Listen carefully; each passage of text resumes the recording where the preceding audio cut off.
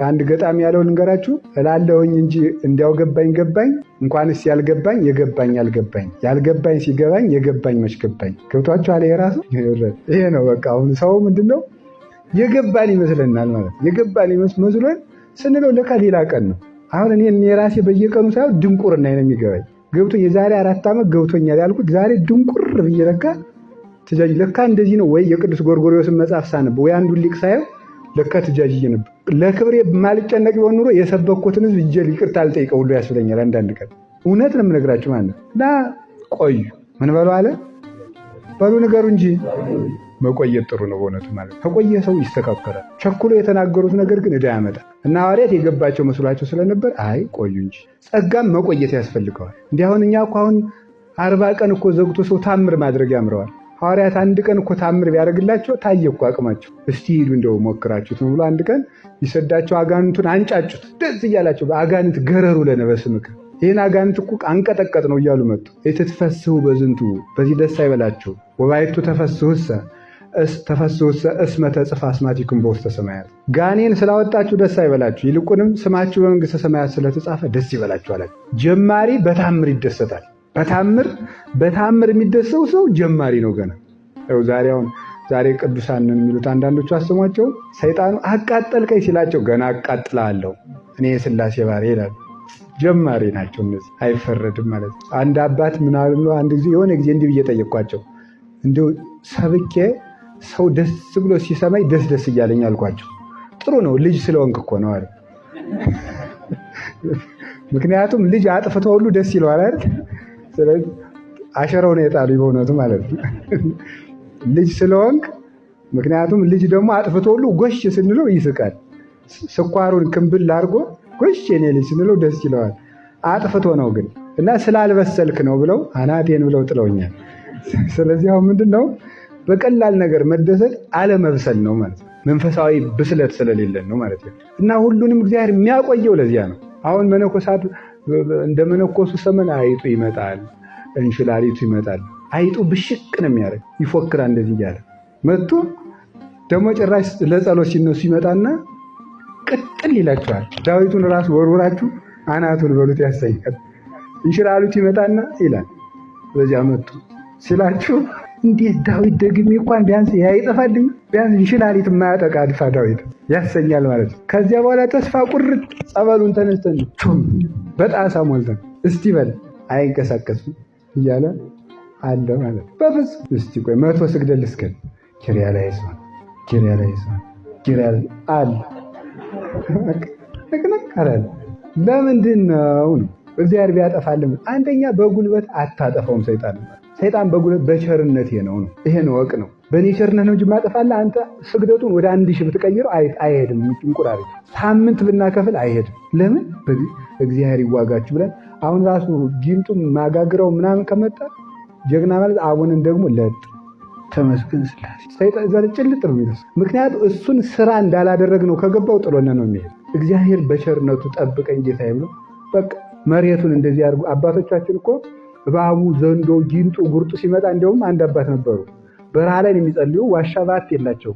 እባቡ ጊንጡ ጉርጡ በሙሉ ተሰብስቦ ሲመጣችባቸው ዘንዶ ሲመጣ መጣችሁ ጥሩ ብለው መሬቱን በመስቀል ያጥሩታል። አፈሩን ማለት ነው። መስቀል ያደርጉና ተመስገን የዳዊት አምላክ ብለው ለጥ ጠዋት ሲነሱ እባቡ በሙሉ የመስቀሉን አጥር ከቦ ወደ ውስጥ ሳይገባ ይጠብቃቸው። ተኝተው ይነሳሉ፣ ምስጋናቸውን ያመሰግናሉ። ከእግዚአብሔር እጅ ውስጥ ማን ይገባል? በመስቀል ታጥረዋል። በአጽረ መስቀሉ ይጠብቀን የሚባለው የሚል እኮ ቄስ ሲወዱ አይደለም ይዛል።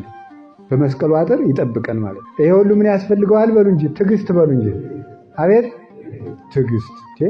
ከዚያ በኋላ እኮ ይኸውላችሁ በስመ አብ ወወልድ ወመንፈስ ቅዱስ ስለው አይጡ ሁሉ ጥሎኝ የሚሮጥ ከሆነ ዳዊት አልደግም ስግደት አልሰድግ ዝም ብዬ ሲመጣ እያማተብኩ ጉብ ማለት ነው። እኛ መናይ ነን አማትበን ነው የምናባረረው እያልን ቁጭ እንላለን ማለት ነው። ስለ እግዚአብሔር እንድንፈልግ እርዳታውን እንድንጠይቅ እግዚአብሔር ዝም ይላል።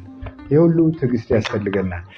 ወደ ትምህርቱ ይሄ መግቢያ ነው። የቅዱስ ሉቃስ በረከት ይደርብን።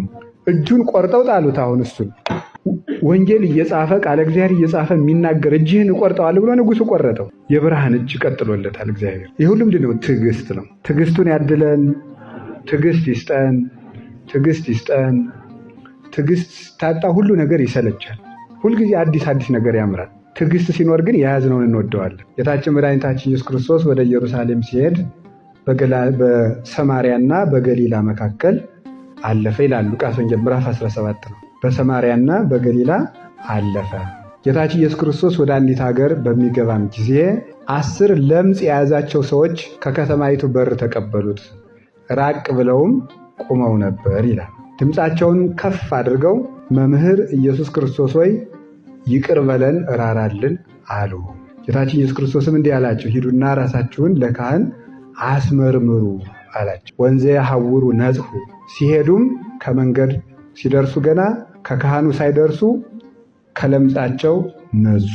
ከነዚያ ከ10 አንዱ ከለምጹ እንደዳነ ባየ ጊዜ በታላቅ ቃል እግዚአብሔርን እያመሰገነ ተመለሰ። ከጌታችን ከመድኃኒታችን ከኢየሱስ ክርስቶስ እግር ስር ሰገደ። ወአውሳ እግዚ ኢየሱስ ወይቤሎ፣ ጌታችን መድኃኒታችን ኢየሱስ ክርስቶስም መልሶ እንዲህ አለው፣ የነጻችሁት 10 አልነበራችሁምን? 9ኙ የት ቀሩ? ተመልሶ እግዚአብሔርን ማመስገን ተሳናቸውን? ወገኑ ሌላ ከሆነ ወገኑ ሳምራዊ ከሚሆን ከዚህ ሰው በቀር አይሁዳውያን መመለስ ተሳናቸው ወይ? ሃይማኖትህ አድናለችና ተነስ አለው። ያ ሰውም አምኖ ተነሳ። ወመፁ ፈሪሳውያን ወተስእልዎ ለእግዚእ ኢየሱስ፣ ፈሪሳውያንም መጥተው ጌታችን መድኃኒታችን ኢየሱስ ክርስቶስን እንዲህ ብለው ጠየቁት፣ የእግዚአብሔር መንግሥት የምትመጣ መቼ ነው ብለው ጠየቁት። የእግዚአብሔር መንግሥትም መጠባበቅ አትመጣም፣ መንግሥተ ሰማያት በዚህ አለች በዚህ የለችም አትባልም፣ የእግዚአብሔር መንግሥት እነሆ በመካከላችሁ ናት አላቸው። ስለ ቃሉ የእግዚአብሔር ስሙ የተመሰገነ ይሁን። ጌታችን መድኃኒታችን ኢየሱስ ክርስቶስ ወደ ኢየሩሳሌም ሲሄድ በሰማርያና በገሊላ መካከል አለፈ ይላል። ቅዱስ ዮሐንስ አፈወርቅ በዚህ ጉዳይ ላይ ትርጓሜውን ሲሰጥ እሱ ሰውን ለማዳን አውራጃዎችን ሁሉ ይዞራልና ብሎ ይናገራል። ሰውን ለማዳን አውራጃዎችን ሁሉ ይዞራልና ወደ ሰማርያ ወደ ገሊላ ክርስቶስ ሄደ ሄደ ሄደ ሄደ ሄደ ተብሎ የሚነገርለት ሰዎች ወደ እግዚአብሔር ባይመጡ እንኳን እግዚአብሔር ወደ ሰው መጥቶ ሰውን ሊያድን እንደሚፈልግ ለማጠየቅ ነው። እግዚአብሔር ሰውን ለማዳን 1 ይመጣል፣ 2 ይፈቅዳል፣ 3 ይቸኩላል፣ 4 ምክንያት ይፈልጋል፣ 5 ይረዳል። አንዳንዱ ሰው እንደ ጲላጦስ ነው። አሁን እኔ ከቤቴም ሰው ምክር ስመክር እታዘባለሁ። ምክር ጥያቄ ጠይቅና መልሱ ሳልመልስለት ጭልጥ ማለት ምን ማለት መሰላል? እምለውን አይዘውም የሚለውን ብቻ ነው። ይሄ በጣም ይቸግራል በእውነቱ ማለት ነው። ለምሳሌ አሁን አንዳንድ ሰው ይመጣና እንደዚህ ሁኜ እንደዚህ ሁኜ እንደዚህ ሁኜ እንደዚህ ሁኜ እንደዚህ ሁኜ እንደዚህ ሁኜ እንደዚህ ሁኜ እንደዚህ ሁኜ ብሎ ችግሩን ነግሮኝ እኔ ምክር ስጀምር እሱን ይደክመዋል። ኋላ ምን ይላል? አመሰግናለሁ አባ ብሎ ሄደ። ለምኑ እኔ ምን አረኩና ነው ማለት ነው። እና ጥያቄ ጠይቆ አለመስማት ምን ይባላል? ጲላጦስ እውነት ምንድን ነው አለና ሳይመልስለት ቤቱ። ስለዚህ ስሙ፣ መስማት አለባቸው። ሰምታችኋል? ስሙ። ሄደ። እኛ ብንሸሽ እንኳን እግዚአብሔር እየተከተለ ይመጣል። አሁንም ቢሆን ያለነው እግዚአብሔር እየመጣ ነው እንጂ እኛ እየመጣን አይደለም። ይሄን ኋላ እነግራችኋለሁ እንዴት እንደሆነ። አሁን እኛ እዚህ ቤተክርስቲያን ውስጥ ብንኖረው፣ መናንያን በገዳም፣ ካህናት በመቅደስ፣ ደቀ መዛሙርት በቤተ ጉባኤ፣ ምዕመናን በቤተክርስቲያን የምንኖር ሊቃነ ጳጳሳት በሲኖዶስ የሚኖሩት ክርስቶስ እየተከተለን ነው እንጂ እኛ እየተከተል ነው አይደለም። እኛ የተከተሉትስ ሌሎች ናቸው። አሁን እኛ እየጠፋን እግዚአብሔር እየተከተለ ነው ያለው። በዚህ መንገድ ነው ያለ ነው በቸርነቱ ማለት እየመጣ ያንን አመጣጡን ደግሞ ሁልጊዜ በችኮላ ነው የሚያደርገው። ልጅ ወንድሜ በተራሮች ላይ መር እያለ በኮረብቶች ላይም እየዘለለ መጣ ይላል። በተራሮች ላይ እየዘለለ በኮረብቶች ላይ መር እያለ መጣ ይላል። ልጅ ወንድሜ ነው የምለው ለቤተ እስራኤል ናት ለጊዜው እንዲምትለው እግዚአብሔር ከባቢሎን ፈጥኖ ሊያወጣት መውደዱን በአብርሃምና በነቢያት በካህናት ቃል ኪዳን ሊያወጣት መውደዱን ነው የሚናገረው። ምስጢሩ ግን ምንድነው? ልጅ ወንድሜ የተባለ ወልድ ነው። በተራሮች በኮረብቶች ላይ መጣ። በአበይት ነቢያት በደቂቅ ነቢያት መጣ። መር እያለ የተባለ ግን የ5500 ዘመኑን ቀጠሮ አዳም የሚፈልገውን ያህል እጥፍ እግዚአብሔር ይፈልገው ነበር። ለምን? አዳም እንዲድን እግዚአብሔር ይቸኩላልና። የተጠማ ሰው ውሃን ሊጠጣ የሚቸኩልን ያህል ክርስቶስ ሰዎችን ይቅር ለማለት እንዲህ ይቸኩላል። ሰውን ለማዳን እንዲህ ይቸኩላል። የተጠማ ሰው ውሃን ሊጠጣ የሚቸኩልን ያህል ክርስቶስ እንዲህ ይቸኩላል። ጌታችን መድኃኒታችን ኢየሱስ ክርስቶስ በተሰቀለ ጊዜ በጲላጦስ ፊት ለፍርድ ቆሞ ሳለ እንዲህ አድርጋል ሲባል መከራከሪያ ያልመለሰበት ምክንያት ታውቃላችሁ? ቶሎ ተፈርዶበት እኛ እንድንድን ስለፈለገ። ይሄ ችኮላ ነው። ሰውን ለማዳን እንዲህ ይቸኩላል። እንኳን እሱ ባለፈውም እንደነገርኳችሁ ቅዱሳን ራሳቸው ሰው እንዲድን እንዴት እንደሚቸኩሉ ታውቃላችሁ?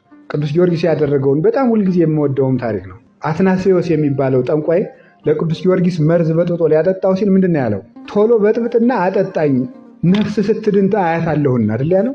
መርዙን ለቅዱስ ጊዮርጊስ ሰጥቶት ቅዱስ ጊዮርጊስ መርዙን ጠጥቶ ሳይሞት ሲቀር ያን ታምር አይቶ ያ ጠንቋይ እንደሚጠመቅ ያውቀዋልና ቶሎ እንድትድን መርዙን ቶሎ ስጠኝ ይለዋል። ሰው እንዲድን እንዲህ ይቸኩላሉ። የእግዚአብሔር ፈቃዱ ዓለምን ማዳን ነው።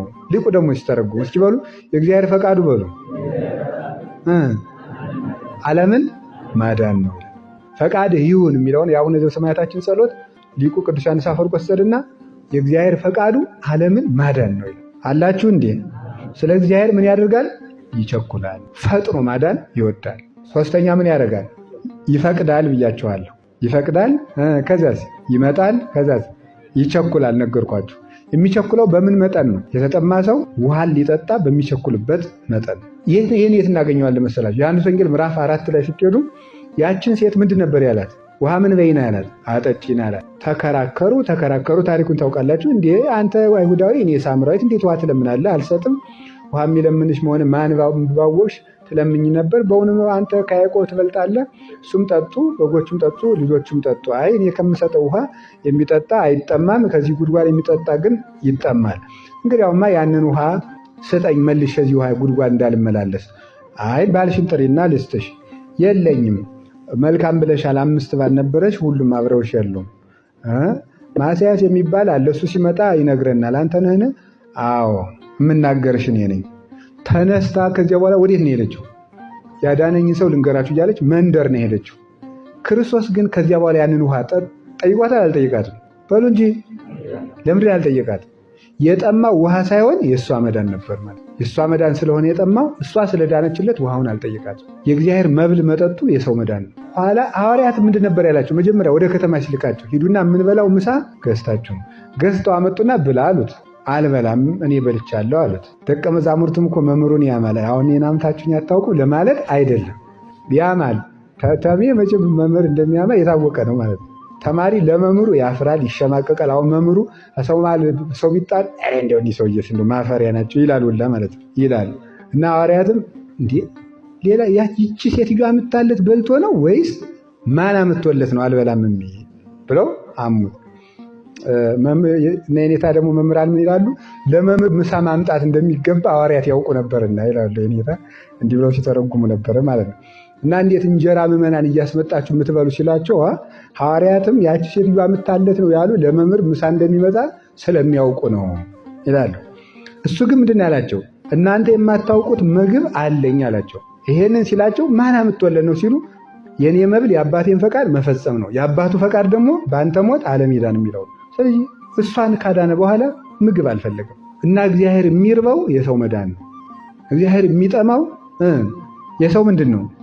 አቤት አያችሁ። ግን ያችን ሴት ለመፈለግ አሁን ቀጥሎ ምን ይላል ነው ያልኳችሁ? ምክንያት በሉ እንጂ ሰውን ለማዳን ይውላችሁ ከቤቷ ሂዱ ውሃ ስጭኝ አይደለም ያላት። ከየት ነው ያላት?